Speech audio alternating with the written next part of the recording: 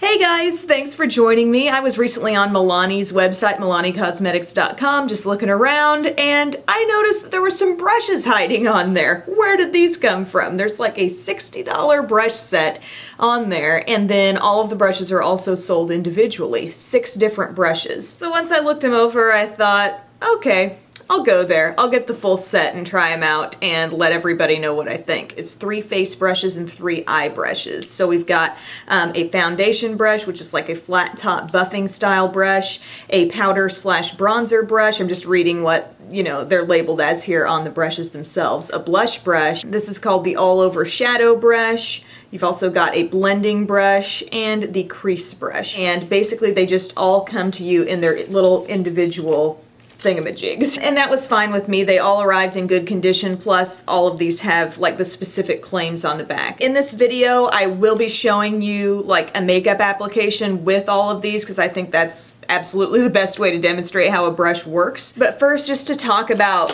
the construction of the brush, I guess. We're working with synthetic bristles on all of these. They are very, very soft. I don't notice anything in terms of like wonky looking cut to the bristles or something already seeming loose. I also, as I've applied my makeup, I have not experienced shedding with any of these, so that was good to see. I don't really love how lightweight they feel. I don't know if you can hear. It's a very lightweight, hollow plastic feel to the handle. Not that it really has an impact on my makeup application, but it's just the feel in the hand, you know what I'm saying? So specifically talking about this foundation brush, if you were to buy this alone, it would cost $16. So we're looking at a flat top brush here. It is, as I said, very soft, but the density of the bristles, I notice a big difference, like say compared to my Sigma F80 brush. If you're familiar with this brush, I mean, you can look at them head on and they seem like, the same circumference basically around the bristles, but this one is very, very dense. This one, when you start buffing in circular motions, look at all the give that the bristles have. There's a lot of movement, and I do think that affects just the coverage level. Also, if you're using this to blend in a little bit thicker foundation, you just kind of feel it pulling a little bit more across the skin.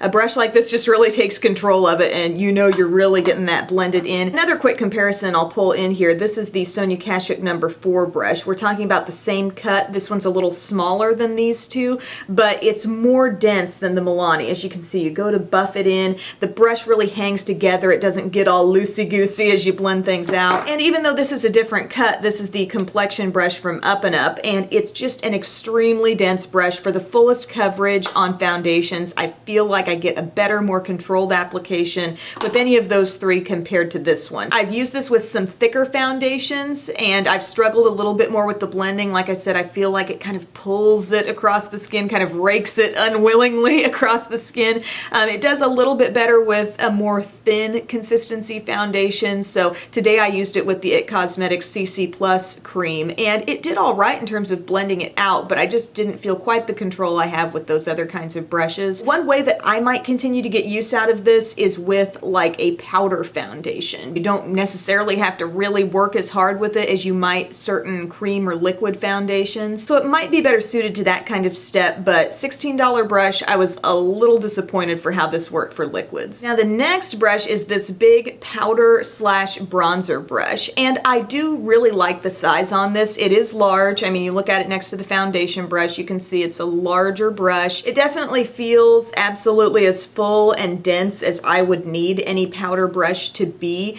and sometimes when the brushes are too oversized for powder, you just feel like you got powder going everywhere and it's just hard to control. This one I thought, gave a very easy application of the powder I used in my T-zone. I actually used this new Prep Set and Go Milani transparent face powder that I also purchased off the website. So I didn't get in there with a ton of powder for today's look, but I also did use this to apply some bronzer. I used my Too Faced Chocolate Soleil. Very easy to get this up around the hairline. It's not so small to where you'd get a streaky application of bronzer, but but it's not so large that you feel like you're out of control. This brush, just like the foundation one, is going to cost you $16 for the brush itself. If you really like a full powder brush that might even be a little fuller than this one, the one from Up and Up, it's cheaper, it works really well, it's a synthetic bristle brush.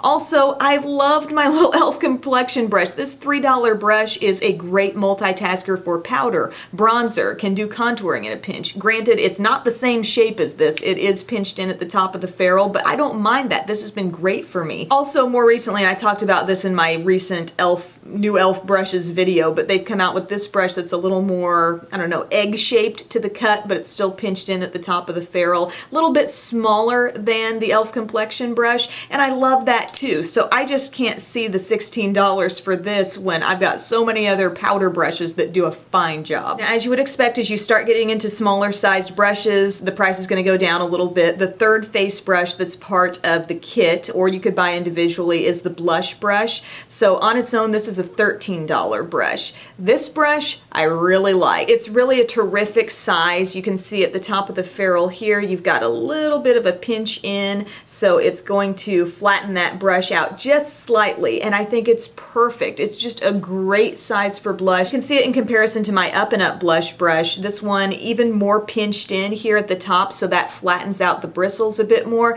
I still love this brush, but I think I actually prefer the application that I get with this one. As soon as the bristles hit your face, there's just enough spread to them to get a nice, even, diffused application of blush. It's a little bit easier, I guess. This applies blush a bit more concentrated. And I've also liked my Sonia Kashuk number 29 blush brush, but it's considerably larger than this one from Milani, and I just don't really need that size. And another thing I love about this brush in application, it's definitely a multitasker. I mean, I think that really ups its value a lot, you know? So I could apply contour with this easily. I just contoured with the Chocolate Soleil bronzer. Very easily was able to get that in the hollows of my cheeks and make it look natural. Also, it worked great with my CoverGirl True Blend blush. I raved about this in my last video. This is in medium rose. I think it's a gorgeous blush. And then, if you want to use it with highlight, I pulled out my NYX Strobe of Genius palette. I used the lightest highlight shade in there. Just dip it in straight down, so only the tip is picking up product. And then you can get that highlight exactly where you want it. It's almost taking this larger brush and giving it the illusion of being something smaller, because you're just picking up the product where you want it, not all the way down the side of the tapered bristles. So a great multitasker,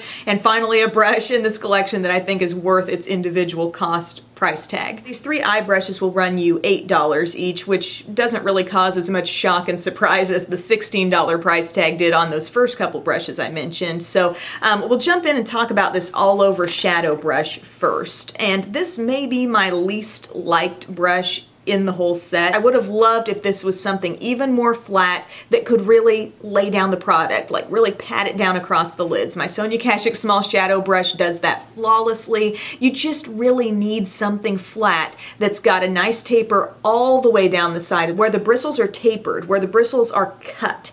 That's what's going to actually grab onto product and apply it to your eyes. So with the cut of the bristles here, you can see no taper, no taper, no taper. It's not till the tip that it starts to get kind of fluffy. Can it put shadow on your lid? Yes, it can, but it doesn't do it as effectively or as packed on. So that being said, I'm gonna back things up a little bit in terms of the demo, because I thought, well, maybe this could be a decent concealer brush. So I did use this to blend out my Benefit Erase Paste, and that little bit of fluff at the tip does make it halfway decent for that kind of thing. I would prefer it to be a little bit larger, but I feel like blending concealer is a little bit better function for this brush for me than an all-over shadow brush. But in terms of the eyes, I did prime my lids first. I pulled out this Tartelette Tease palette, which is still kind of new to me, and I used the shimmery shade in here called Crush, and I just did not feel like this brush packed it on as well as my Sonia Kashuk Small Shadow Brush does. So enough said about this brush, but I just was hoping for better. The blending brush,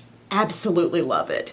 I think it's so good. It will serve you in a multitude of ways. I really get excited about the brushes that not only do one job well, but they can do a lot of things well. So this can actually apply product to your crease. It can do a diffused kind of transition type color really well. It could apply your highlight or just use it bare, blend out. It is so soft. It's not too oversized. It will blend the areas that you want to blend, okay? You don't need a massive crease brush to come in and just start raking all over the eye look that you carefully placed one shadow here, one shadow there, one shadow there. You just want to blend where you want to blend, am I right? So this is just absolutely great for all of these things. So in terms of this palette, I used this First Kiss color. I used this brush to apply it in the crease, thought it did a fine job there. Kind of taking that crease shade just above, like I said, making it kind of a transition type color, shearing a shade out, a light application. For example, I would often use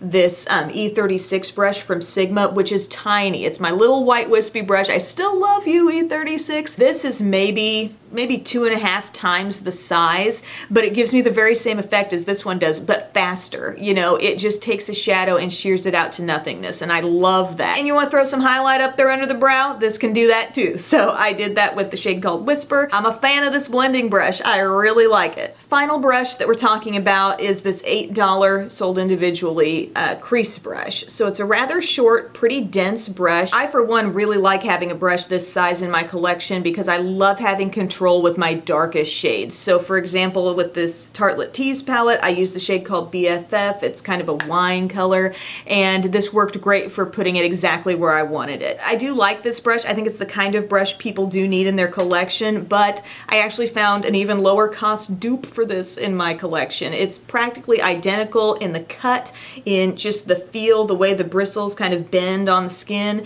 and it's the e.l.f. contour brush is what it's called. It's from the e.l.f. Studio line, and it's like this brush's long lost twin. But also, if I'm really being picky about a small crease brush, I've been loving this MUA Makeup Academy Professional brush, the 315 that I got from CVS. As you can see, this is going to be even skinnier, tidbit more length to the bristles, just a little bit, but this is even smaller and can really go there. If you want to absolutely just mark out where you want that outer V, this does it flawlessly. So that's my take on these new Milani brushes. $60 for the full set. I mean, you saw what they did, my descriptions of them. Don't let me turn you off from this if these are something you think you'd like to try. Maybe a certain quality of these brushes that I talked about not liking, maybe that's something you really do like. Overall, I look at the set and I think, and this is what I thought when I was ordering off the website, it's a pretty good selection for just 6 brushes. If you were going to use only these brushes on your face, you know,